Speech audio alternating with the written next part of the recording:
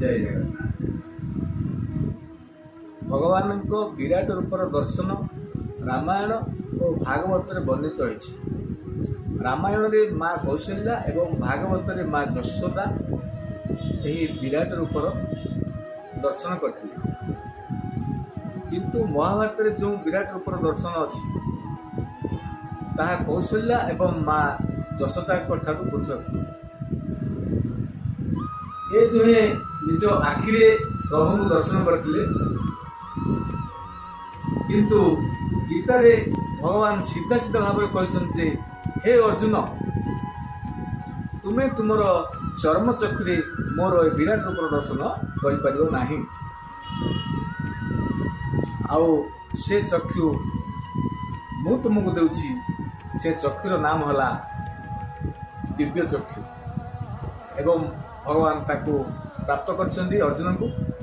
एथिरे से भगवान को विस्फोरक वा विराट रूप दर्शन करछन्ती। एहा परे अर्जुन उत्कंठा भावपूर्ण होई भगवान श्रीकृष्ण को प्रश्न करछन्ती, हे भगवान, ए सबु एते बड़ भगवान रूपरे तुमे थाई भी लुकायित भाव मते सबू रखिछ प्रभु। मु एथिरे धन्य प्रभु जो आज तुम्हें मोर रथरे युद्धरे साहाय्य कर, पुणी मो रथरे तुम्हें सारथी भाव रहीच प्रभु।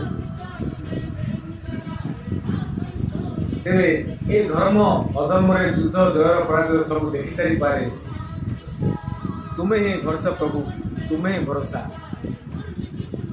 मु आज धन्य हो गली प्रभु। से भगवान को अर्जुन गोटे प्रार्थना कर, दीन बंधु हे बंधु तुम्हें मोर, दीन बंधु हे बंधु तुम्हें मोर, दीन बंधु हे। जिए जेउ पारी भाविला तुमको, जिए जेउ पारी भाविला तुमको, सेही अनुसारे तुम्हें ताहार दीन बंधु हे।